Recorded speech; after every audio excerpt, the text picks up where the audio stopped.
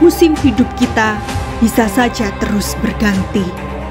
Keberadaan Tuhan bisa saja tidak dapat kita lihat. Namun, penyertaan Tuhan sesungguhnya selalu ada atas hidup kita. Goliat boleh saja tidak Tuhan singkirkan, tetapi penyertaan Tuhan memampukan Daud mengalahkan Goliat. Singa-singa boleh saja tidak Tuhan singkirkan, tetapi penyertaan Tuhan memampukan Daniel aman di tengah-tengah singa-singa tersebut. Tantangan hidup boleh saja Tuhan izinkan terjadi dalam hidup kita, tetapi penyertaan Tuhan memberikan kita kemenangan. Kehadiran Tuhan Yesus di bumi ini menjadi peneguhan bagi kita bahwa sungguh Allah beserta kita, Immanuel. Mari beritakan Injil kepada orang-orang di sekitar kita, agar mereka pun dapat menikmati juga indahnya penyertaan Tuhan di dalam Tuhan Yesus. Sebab itu bagi kita semua, selamat memasuki tahun 2025 dengan tema besar penyertaan Tuhan. The Lord is with us.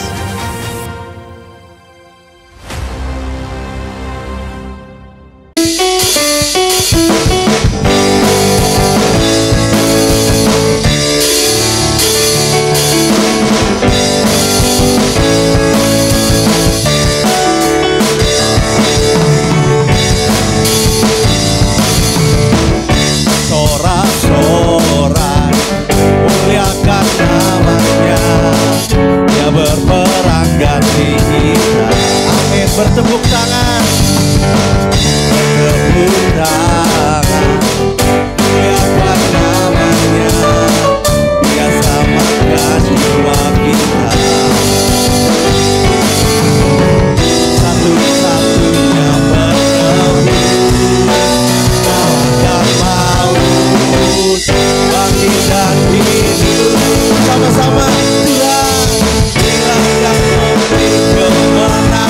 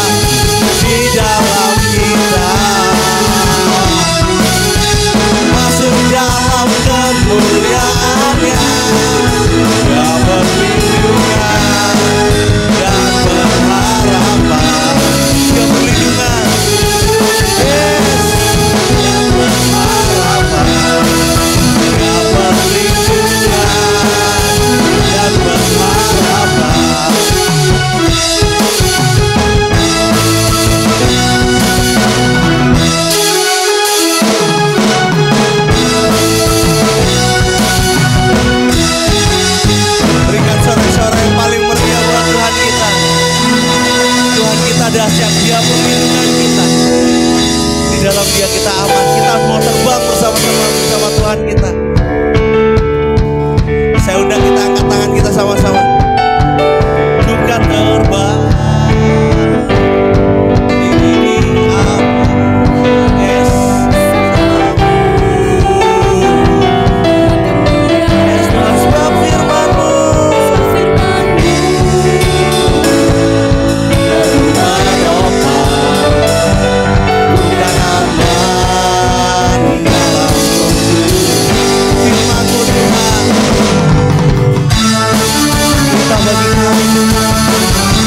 Kekuatan kami.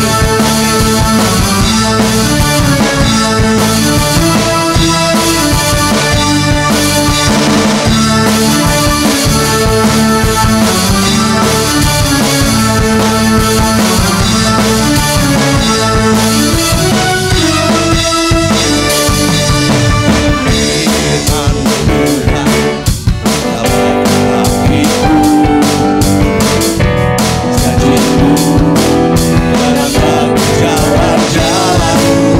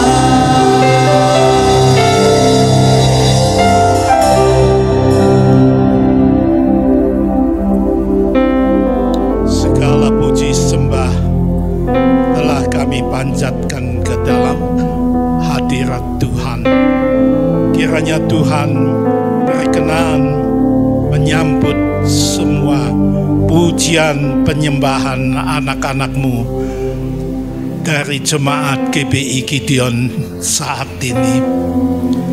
Tuhan, kini tiba saatnya kami akan mendengar dan menyimak firman Tuhan.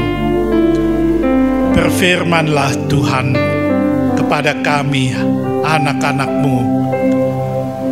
Urapi hamba-Mu yang memberitakan firman, supaya kuat kuasa ilahi dan hikmat marifat yang dari surga menyertai hamba-Mu ini, supaya firman Tuhan dapat diberitakan dengan benar, dengan penuh kuasa, penuh kasih Kristus, penuh kebenaran ilahi Tuhan.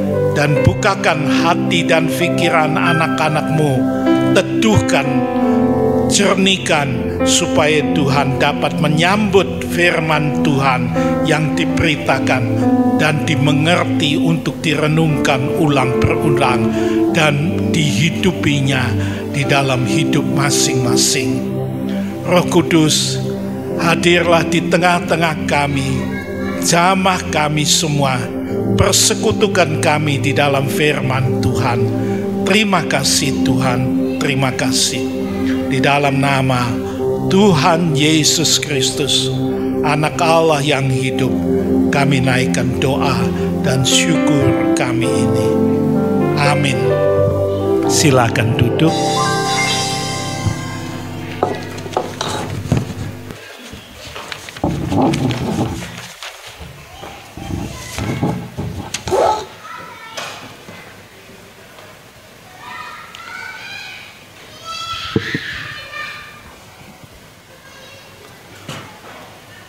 Shalom, shalom, puji Tuhan. Tiba saatnya kita akan sama-sama merenungkan firman Tuhan. Pagi hari ini kita akan membaca 2 ayat sekaligus untuk kita renungkan bersama. Yang pertama yang terdapat di dalam Injil Matius pasal 26 ayat yang pertama dan kedua. Kita baca bersama.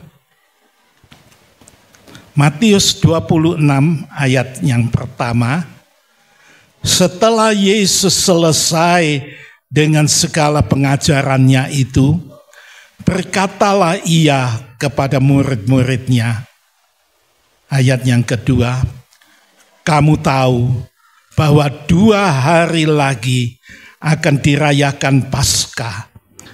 Maka Anak Manusia akan diserahkan untuk disalibkan. Kemudian bacaan yang berikutnya terdapat di dalam Matius pasal 16 ayat yang ke-21. Sejak waktu itu Yesus mulai menyatakan kepada murid-muridnya bahwa ia harus pergi ke Yerusalem dan menanggung banyak penderitaan dari pihak tua-tua, imam-imam kepala, dan ahli-ahli Taurat, dan lalu dibunuh atau disalib, dan dibangkitkan pada hari ketiga. Amin. Ayat-ayat bacaan tadi merupakan pemberitahuan Tuhan Yesus kepada murid-muridnya tentang penderitaan dan penyaliban yang akan dialami oleh Yesus. Pemberitahuan ini dicatat di dalam kitab Injil Matius sebanyak 4 kali. Kalau di Injil lain mungkin 3, khusus di Matius 4 ditulis 4 kali. Nah, ini pemberitaan awal ya yang disampaikan oleh Tuhan Yesus bahwa Dia akan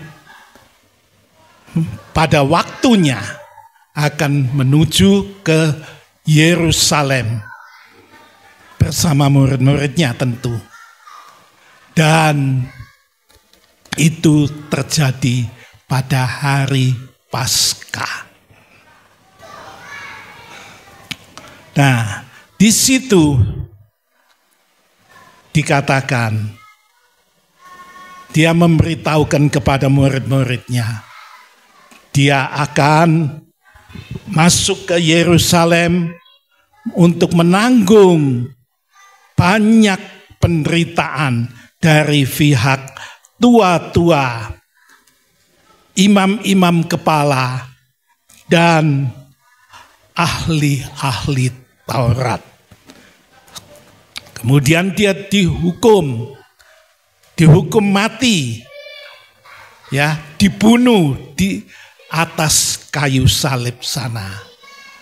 Dan selanjutnya pada hari yang ketiga Yesus bangkit dari antara orang mati. Ini berita yang pertama dan berita yang keempat dan berita yang pertama yang kita baca tadi.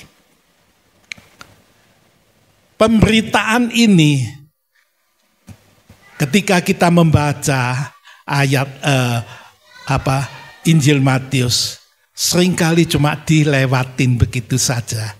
Ya, lewat begitu saja. Tetapi pada saat ini saya ingin mengajak kita merenungkan apa arti pemberitaan tentang penderitaan yang akan dialami oleh Tuhan Yesus sampai Dia disalib, mati dan bangkit.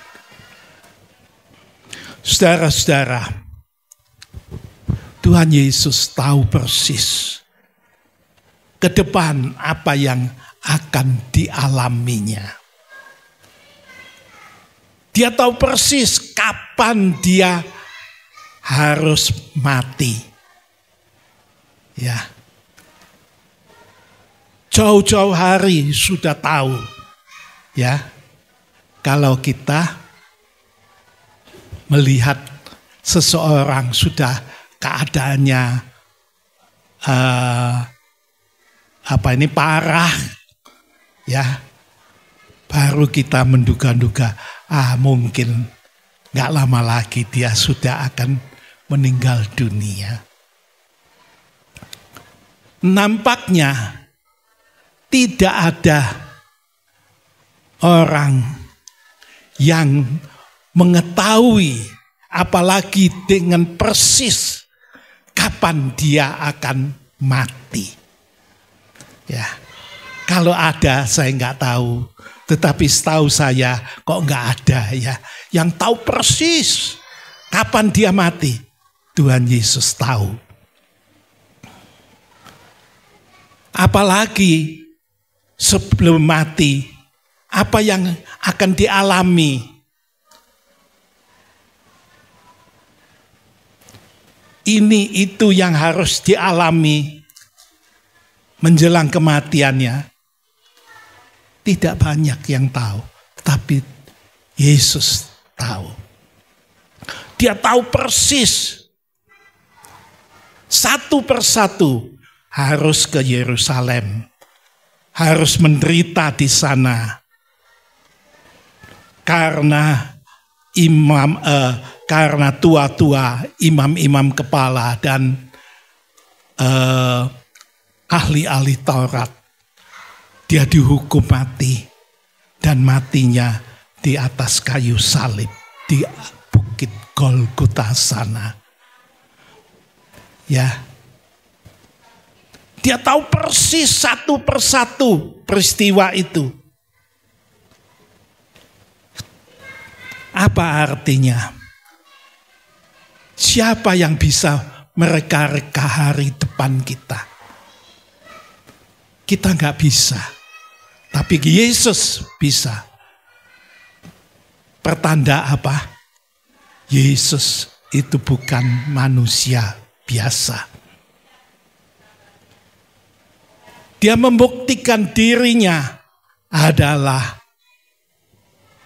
Tuhan, adalah anak Allah yang dapat mengetahui dengan persis, ya bukan cuma mengetahui saja, mengetahui dengan persis apa yang bakal terjadi di dalam dirinya. Dia bukan manusia biasa. Lebih-lebih lagi, kalau kita manusia tahu apa yang bakal terjadi, wah ke depan kita ke sana ada penderitaan, ada penyiksaan, ada cemoohan, ya, ada cambukan, bahkan di sana kita akan mati. Kira-kira kita akan ke sana enggak? Menuju ke tempat itu enggak? Kalau kita tahu ada bahaya yang membawa maut buat hidup kita, akankah kita ke sana untuk menjemput maut? Saya pikir kita enggak ada yang mau berbuat begitu. Tentunya kita mencoba menghindar, mengelak. Ya, tetapi nyatanya Yesus itu tahu apa yang bakal terjadi dan dia tetap melangkahkan kaki masuk ke Yerusalem menghadapi semua penderitaan yang dia sebelumnya sudah ketahui dengan persis. Ini kembali membuktikan bahwa Yesus bukan manusia biasa. Dia di dalamnya ada sesuatu sehingga dia tekad melangkahkan kaki masuk ke Yerusalem. Saudara-saudara, karena dia sadar sebagai anak Allah, dia mengemban misi daripada Bapa untuk turun ke dunia dan mati di kayu salib sana. Misi itu dia terima dan dia dengan penuh ketekunan mengamini apa yang dikehendaki Sang Bapa. Dia melangkah. Dan itu dia lakukan dengan satu motivasi yang dia sadari penuh. Karena apa? Dia rela menderita, dia rela mati. Karena dia mengasihi umat manusia. Saudara-saudara, ini membuktikan bahwa dia bukan manusia biasa, tetapi dia adalah anak Allah. Kemudian sesudah dia mati di atas kayu salib, dia menyerahkan nyawanya kepada Bapa. Apa yang dikatakan? Kepala pasukan dan para prajurit yang menjaga salib itu melihat kejadian-kejadian yang hebat-hebat, gempa bumi, tirai di bait suci itu terbelah dan seterusnya. Mereka tercengang-cengang, dan keluar dari mulutnya pengakuan dia sungguh Yesus, dia sungguh anak Allah. Saudara-saudara, anak Allah, dia kalau menurut kita, dia mati karena apa? Karena dicambuk, keluar banyak darah. Ya, keluar banyak darah. Dia terlalu tertekan hidupnya, pikirannya, perasaannya, sehingga keluar darah bercampur air. Apa itu yang menyebabkan kematiannya? Memang dia keluar darah dan air.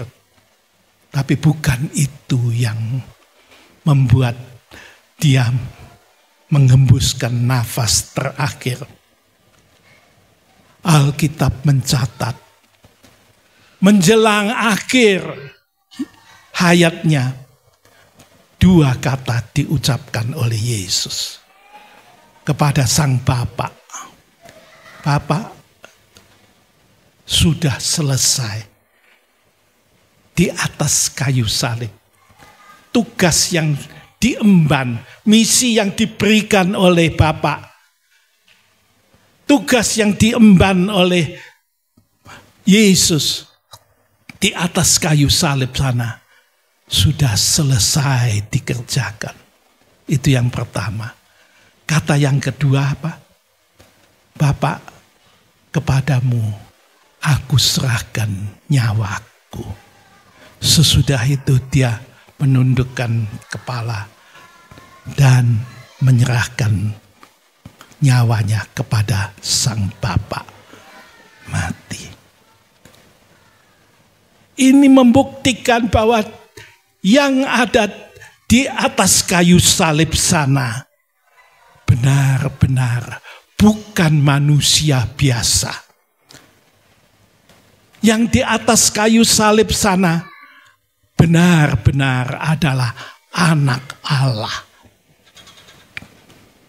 Saudara-saudara, ini peristiwa yang terjadi. Nah, kita melihat sekarang tentang salib. Salib terdiri dari 2 potong kayu, ya, vertikal dan horizontal. Vertikal dan horizontal. Gitu. Apa artinya? Yang vertikal dikatakan itu pada saat dia mati, maka kita yang berdosa, yang diampuni dosa dan salahnya, diperdamaikan dengan Sang Bapa yang di surga.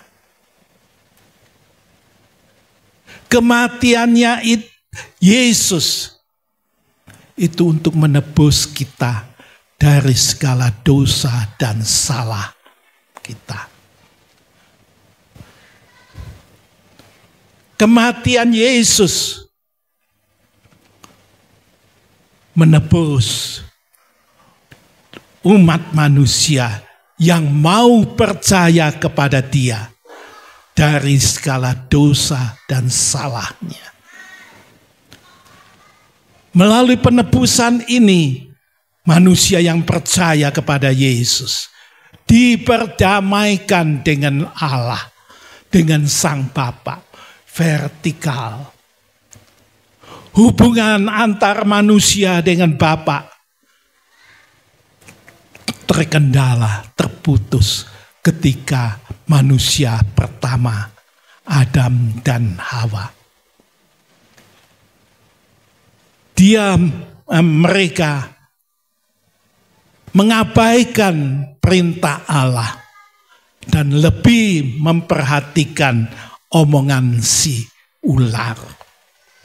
Bahwa buah pohon yang di tengah-tengah Taman Eden nggak boleh dipetik, nggak boleh dimakan. Tetapi atas bujukan si ular, Hawa mulai mengulurkan tangan. Melihat pohon itu buahnya indah. Kok menarik. Diulurkan tangannya. Dipetik, dimakan. Dan buah itu juga diberikan pada suaminya, Adam. Mengabaikan firman Tuhan dan lebih memperhatikan, menuruti kata-kata si iblis, itulah dosa. Dosa yang dilakukan menceraikan hubungan manusia dengan Bapa. Memutuskan hubungan itu. Manusia diusir dari Taman Eden. Di Taman Eden biasanya ada fellowship. Sang Bapa, Allah sekali waktu datang di taman itu. Bercengkrama dengan Adam dan Hawa. Tetapi kini mereka setelah jatuh dalam dosa diusir keluar. Tidak ada hubungan lagi yang intim dengan Allah. Saudara-saudara, kini dengan kematian Yesus di Bukit Golgota, di atas salib situ, hubungan yang rusak, yang putus itu dijembatani dengan secara vertikal. Bapa melihat sang putra rela mati untuk menebus dosa dan salah manusia. Manusia yang mau percaya, yang percaya kepada Dia, diampuni dosa dan salahnya, dipulihkan. Hubungan itu, ini hubungan vertikal. Setelah dipulihkan, apa yang harus dilakukan? Tuhan Yesus berkata, hukum yang pertama dan yang utama adalah kasihilah Allah dengan segenap hati, jiwa, dan akal budimu. Kasih itu menunjukkan suatu hubungan yang begitu intim. Ya, itu yang dikehendaki Tuhan atas penyalipannya Dia di Bukit Golgota sana. Bukan cuma diperdamaikan dengan Bapa yang di surga, tetapi Tuhan Yesus berkata, jalinlah hubungan kasih, hubungan yang intim dengan Sang Bapa. Saudara-saudara, inilah vertikal. Salib itu juga menandakan horizontal. Ya, kayu yang horizontal. Tuhan Yesus dengan kematiannya di Bukit Golgota, Dia mengampuni dosa manusia yang percaya kepada Dia. Mereka diutus oleh Tuhan dengan satu perintah.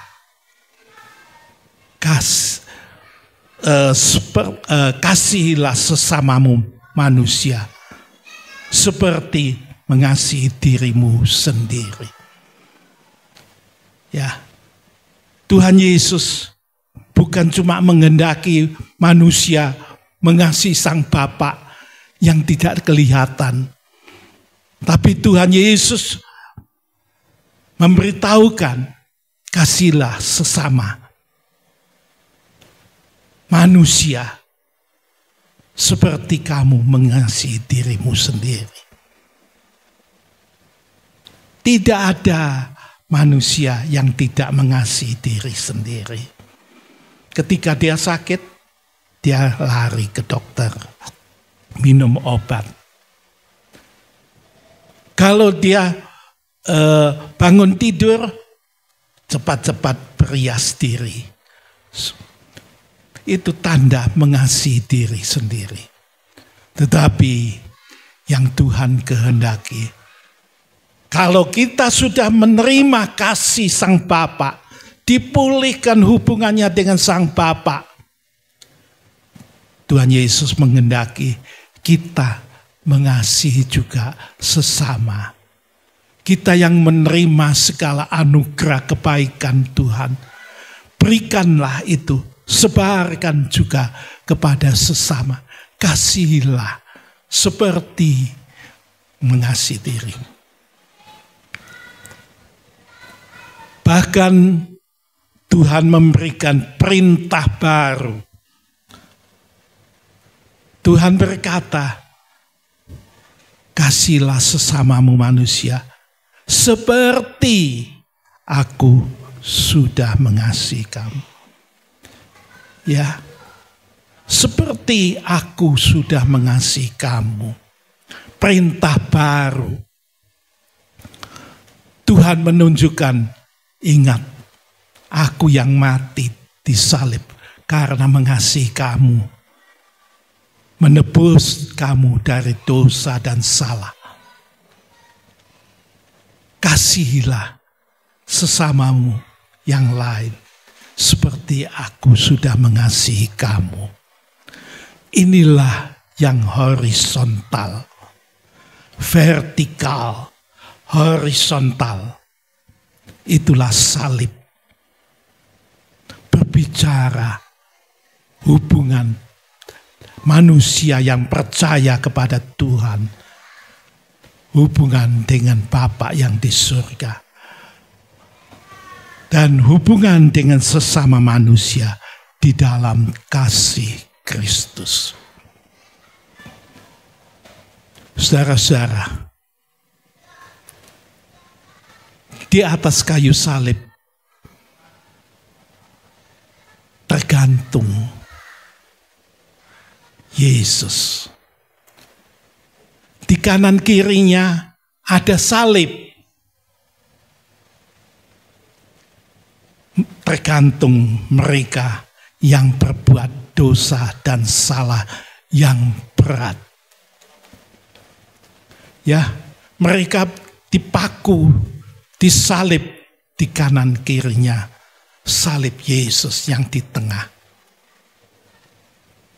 Tapi beda, yang di tengah ini bukan manusia biasa. Yang di tengah ini adalah Yesus. Tidak seperti penjahat yang dua itu, yang melakukan pelbagai kejahatan yang bobotnya berat sekali, sehingga mereka disalib. Yesus tidak berbuat apa-apa yang jahat. Sebaliknya justru yang baik, yang penuh kasih yang dilakukan. Saudara-saudara, inilah sosok pribadi Yesus yang tergantung di atas kayu salib sana. Saudara-saudara, Yesus mati untuk menebus dosa manusia. Dan manusia yang mau percaya kepada Dia, diampuni dosanya. Saudara-saudara, inilah kematian Yesus di atas kayu salib. Mengampuni manusia dari dosa dan salahnya. Hanya dengan kalau kita mau percaya kepada Dia. begitu kita percaya bahwa Yesus adalah anak Allah, Yesus adalah juru selamat yang mengampuni dosa dan salah kita, maka kita dibebaskan dari dosa dan salah. Ketika sebelum kita mendapatkan pengampunan, Alkitab berkata, manusia itu posisinya sebagai hamba-hamba dosa. Hidupnya dicengkram oleh dosa. Melakukan apa yang diperintahkan oleh dosa. Tetapi setelah ditebus oleh darah Kristus, diampuni dosa dan salahnya, dibersihkan dari dosa dan salah, dijadikan manusia baru, maka dia bukan lagi hamba dosa. Dia yang percaya kepada Yesus menjadi hamba Tuhan.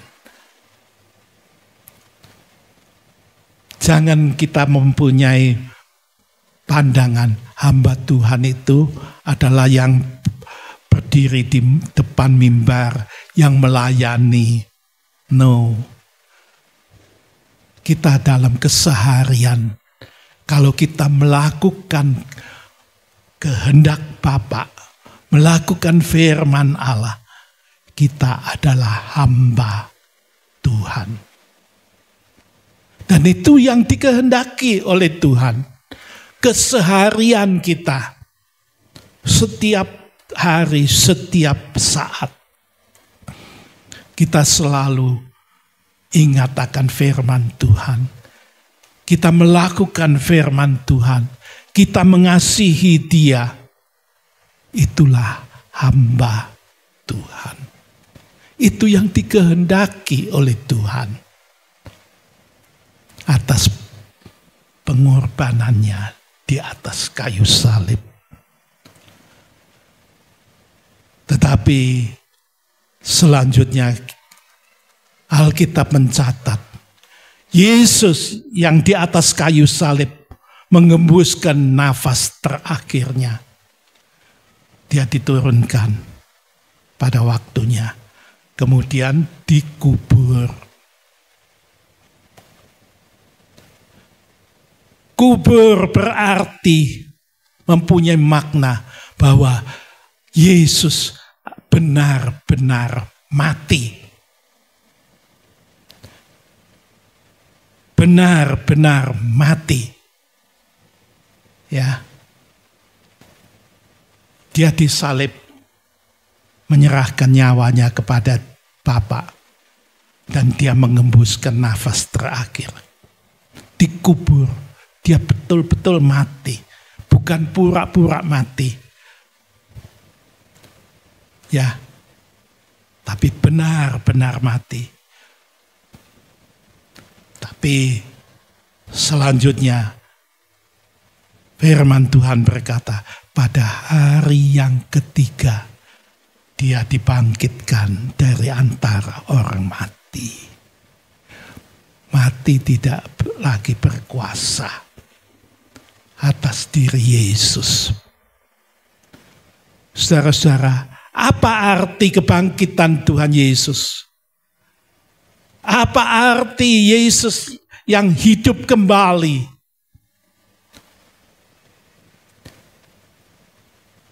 Itu yang pertama kali berarti maut sudah dikalahkan oleh Yesus. Alkitab mencatat maut itu adalah musuh terakhir. Ya, yang dikalahkan oleh Yesus. Musuh yang terakhir itu biasanya menandakan musuh yang paling hebat, paling lihai. Ya. Dalam peperangan biasanya prajurit-prajurit yang suruh maju ke depan lebih dulu. Ya. Tapi yang hebat-hebat itu di belakang. Nah, ini yang terjadi. Bahwa musuh-musuh yang ada sampai musuh yang terakhir itu dikalahkan oleh Tuhan Yesus. Maut dikalahkan. Yesus menang. Yesus bangkit sebagai pemenang. Saudara-saudara, Dia sebagai penguasa alam semesta. Ya, Dia berhak atas segala sesuatu yang ada di muka bumi ini. Dia menang karena musuh-musuhnya sudah ditaklukkan. Sebab itu sebagai orang percaya, saudara-saudara, ini menimbulkan iman di dalam hati kita. Bahwa Yesus yang kita percaya itu adalah pemenang. Dan Dia akan memberikan kemenangan itu kepada orang-orang yang percaya kepada Dia. Yang sudah diampuni dosanya. Tuhan memberikan kemenangan itu juga kepada anak-anak Tuhan. Saudara-saudara, itu yang membesarkan hati kita. Kita hidup di muka bumi akan banyak mengalami ini itu. Ya, suka duka mengalami. Banyak hal. Ya kalau suka oke-oke lah. Kalau tantangan, duka, tantangan-tantangan yang lain hidup itu seringkali membuat kita tertunduk lesu hidup kita. Membuat kita loyo. Tetapi ini berita sukacita. Kita yang beriman kepada Dia diingatkan Yesus yang kita sembah jadi pemenang. Dan kemenangan itu diberikan kepada kita yang percaya kepada Dia. Asalkan kita tetap beriman teguh kepada Dia. Dia akan menolong kita. Sebab itu selama perjalanan hidup di muka bumi, apapun bisa terjadi. Tetapi jangan lupa tetap bergandol kepada Tuhan. Ya, supaya langkah kita mantap di atas muka bumi ini. Saudara-saudara, maut musuh terakhir ditaklukkan, dikalahkan. Saudara-saudara, di bagian lain Alkitab berkata, dosa, upah dosa itulah maut. Ya, manusia yang berbuat dosa, ujung-ujungnya adalah kematian kekal. Ya, itulah sebabnya mari kita yang sudah diampuni dosa dan salah kita, jangan berbuat dosa dan salah lagi. Tetapi namanya manusia, kita bisa lemah, kita bisa kurang waspada.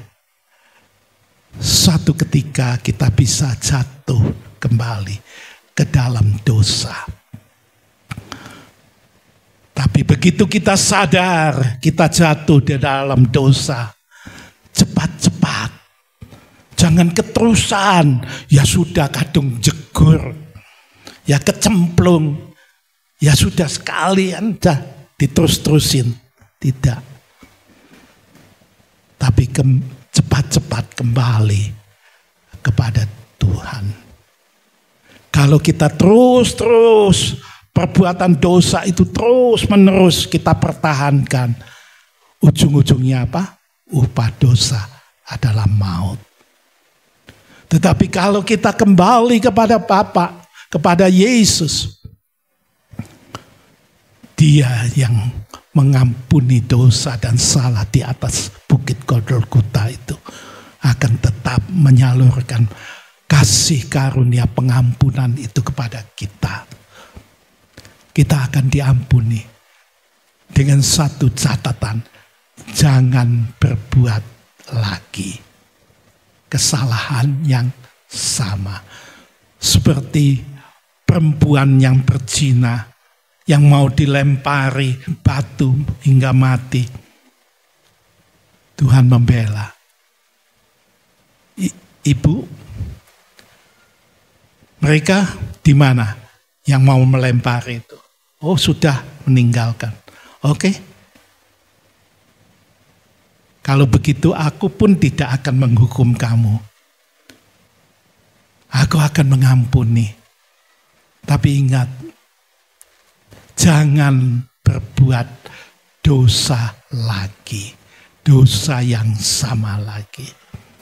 Pengampunan Tuhan itu memberikan,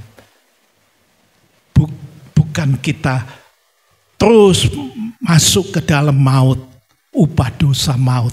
Tetapi dengan pengampunan Tuhan, dengan bangkitnya Tuhan yang mengalahkan maut, Dia akan memberikan hidup yang kekal kepada manusia yang mengaku dosa dan salahnya, yang diampuni dosa dan salahnya, yang hidup di dalam kebenaran dan kesucian Tuhan. Tuhan, kasih karunia Tuhan itu tetap dilimpahkan di dalam hidup manusia yang percaya kepada Dia. Saudara-saudara, kasih karunia Allah ialah hidup yang kekal di dalam Kristus Yesus yang sudah bangkit dari maut, bangkit dari kematian, yang hidup. Kasih karunia Tuhan tidak terbatas. Hidupnya penuh anugerah. Saudara-saudara, inilah berita yang disampaikan oleh Yesus sejak awal sebelum Dia menjalani semuanya. Berita itu sudah didengungkan. Aku akan masuk ke Yerusalem. Di sana aku akan banyak menderita, dihukum mati oleh para tua-tua, imam-imam kepala dan ahli-ahli Taurat. Di situ aku akan dihukum mati, dibunuh di atas salib sana. Berita itu tetap kita dengar, kita simak. Tetapi tidak berhenti sampai di salib sana. Selanjutnya Tuhan berkata, pada hari yang ketiga aku akan bangkit. Hidup. Saudara-saudara, berita tentang salib yang di atasnya adalah Yesus, Sang Putra Allah yang disalib di sana. Berita tentang salib itu menghendaki kita mengalami suatu perubahan hidup, pembaharuan hidup. Dan pembaharuan ini terjadi hari lewat hari, makin diperbaharui hidup kita. Menjadi ciptaan baru Tuhan yang menyukakan hati Tuhan. Saudara-saudara, salib seringkali kita lihat tergantung di leher kita. Ya, Salib kita lihat di rumah-rumah. Ada hiasan salib di sana. Salib sudah menjadi simbol. Orang melihat ada salib. Oh, orang Kristen. Oh, orang percaya kepada Tuhan. Enggak salah. Itulah salib. Sederhana. Vertikal, horizontal. Sederhana. Tetapi di balik itu ada berbicara banyak hal. Dari kematian Tuhan Yesus yang di atas kayu salib sampai kebangkitannya. Dari pengampunan dosa dan salah sampai anugerah Tuhan. Ada di balik salib itu. Saudara-saudara, tapi yang lebih lagi, sudahkah kita yang percaya mengalami anugerah Tuhan itu? Kita bukan cuma tahu Jumat Agung itu memperingati Tuhan Yesus mati di salib. Oh, kalau Paskah itu kita memperingati Yesus yang bangkit. Dari tahun ke tahun, ulang berulang, kita merayakan itu. Baik, tetapi yang lebih penting, apakah salib itu membawa arti yang real, bukan yang abstrak di dalam hidup kita masing-masing? Adakah sungguh-sungguh di balik salib, di balik Tuhan Yesus yang mati di atas kayu salib itu, di balik itu kita sungguh-sungguh yakin bahwa dosa dan salah kita sudah diampuni? Sudahkah yakin kita melangkahkan kaki, menapaki sampai pada akhir hayat bahwa kita hidup di dalam pembenaran dan penyucian daripada Tuhan? Adakah kita yakin langkah demi langkah dalam hidup kita ada anugerah Tuhan menyertai kita? Salib berbicara di dalam hidup. Tuhan tidak memberi tanda yang rumit, yang ruwet. Hanya sederhana. Tetapi ingat, itu yang akan membawa kita berubah. Membawa kita diperbaharui. Saudara-saudara, jadi apakah kita betul-betul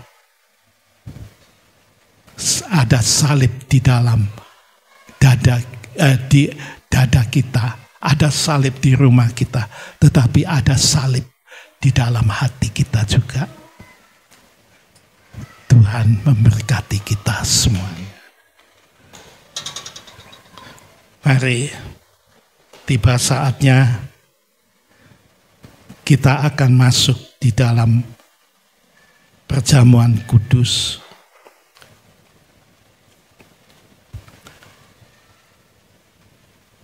Adakah yang belum menerima?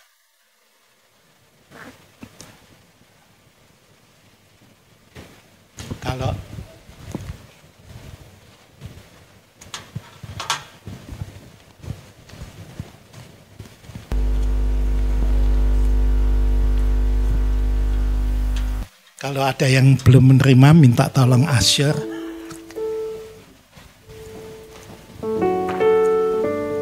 Kalau sudah semuanya,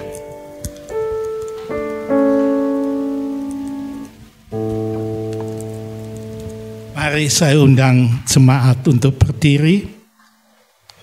Kita akan masuk di dalam persekutuan dengan tubuh dan darah Kristus dalam perjamuan kudus ini.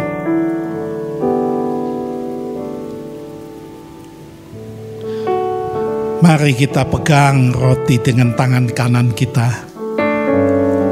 Kita junjung tinggi-tinggi. Kita dengarkan firman Tuhan. Tuhan Yesus pada malam waktu ia diserahkan mengambil roti, dan sesudah itu dia mengucap syukur atasnya. Ia memecah-mecahkannya dan berkata, inilah tubuhku yang diserahkan bagi kamu.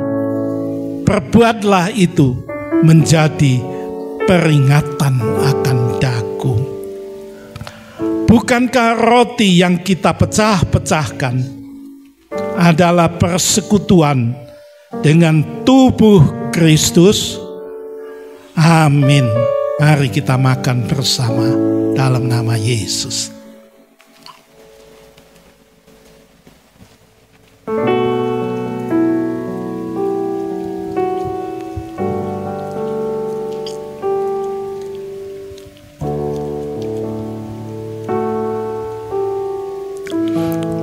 Kita pegang cawan dengan tangan kanan kita. Kita junjung tinggi-tinggi. Kita dengarkan firman Tuhan.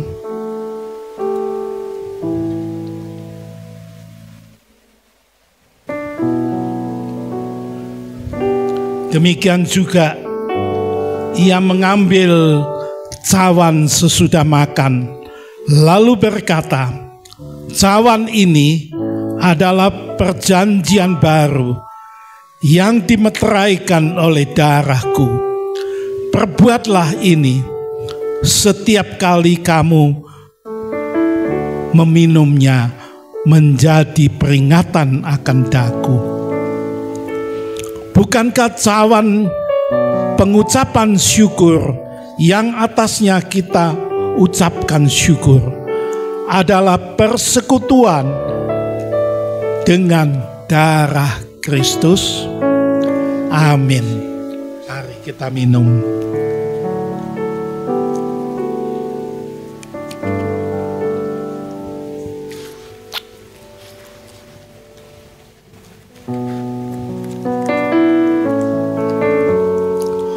Terima kasih Tuhan.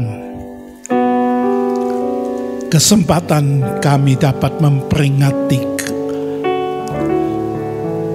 kematian Tuhan di Bukit Golgota dalam perjamuan kudus ini. Tuhan, Engkau mempersekutukan kami di dalam pengampunan dosa yang Tuhan sudah berikan kepada kami. Tuhan, dengan pengampunan itu Engkau membenarkan hidup kami.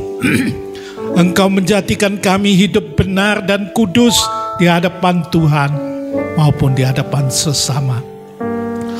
Kami diperdamaikan dengan Allah Bapa yang di surga.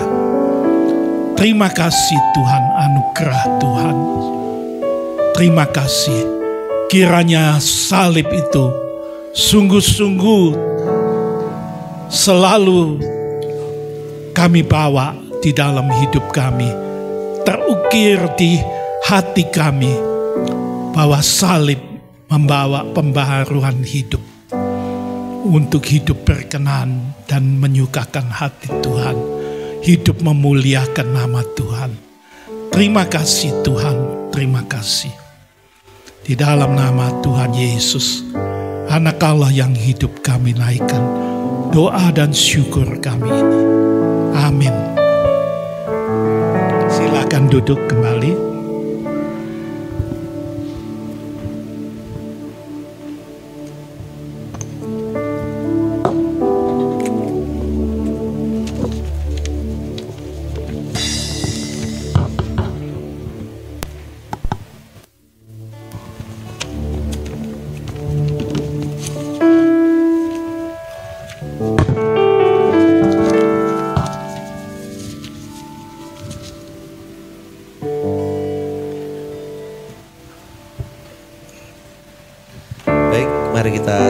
dalam doa untuk mempersiapkan persembahan.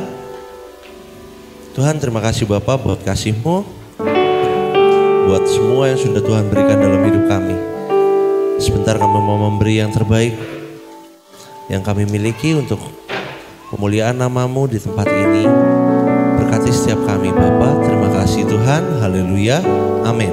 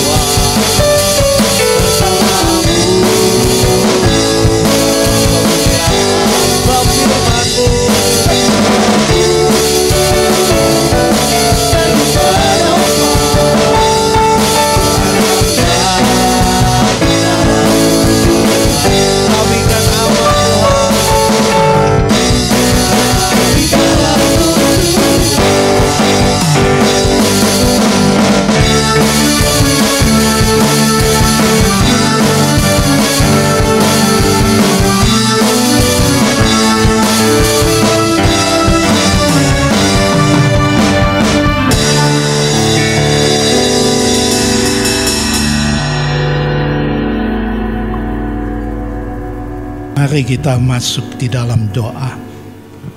Terima kasih Tuhan sudah memberkati ibadah pagi hari ini.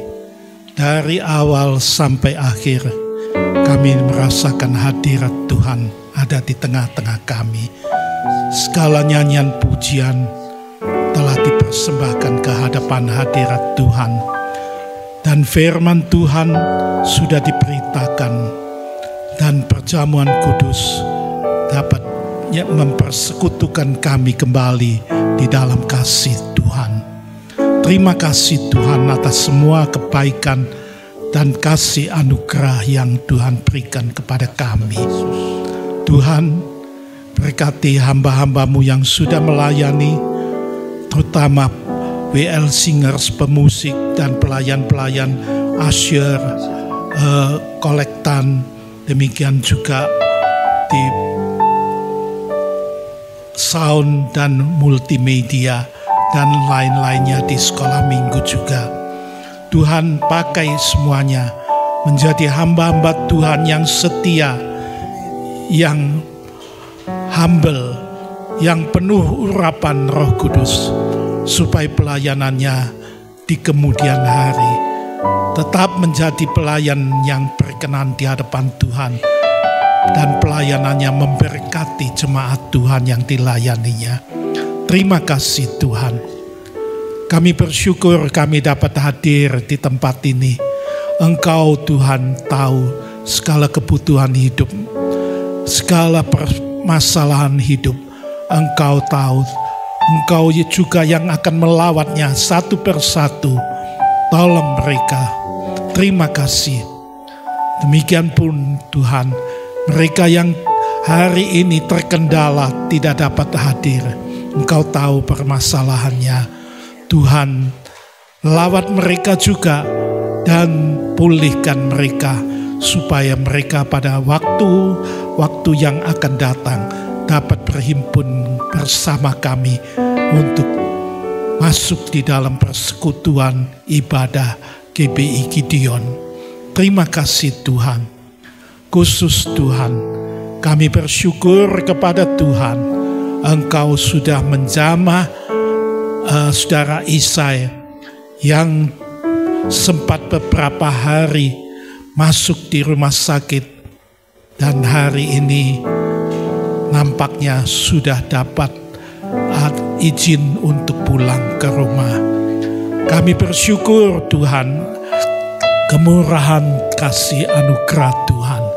Biarlah di rumah dia dapat mendapatkan istirahat yang cukup untuk dipulihkan dengan sempurnanya kesehatannya itu. Tuhan tetap hiburkan hatinya, teguhkan iman percayanya, supaya hatinya penuh syukur selalu kepada Tuhan. Terima kasih. Tiba saatnya Tuhan, kami sebentar akan berpisah pulang ke rumah masing-masing. Kami mohonkan berkat Tuhan. Saudara-saudara yang dikasihi oleh Tuhan Yesus, pulanglah dengan membawa berkat kasih anugerah daripada Bapa yang di surga, berkat keselamatan, hidup yang kekal di dalam Yesus Kristus Sang Putra, dan berkat persekutuan dan yang begitu manis di dalam Roh Kudus yang selalu menyertai kami hari lewat hari, hidup bersama dengan Tuhan. Terima kasih Tuhan. Berkati anak-anak-Mu semuanya ini.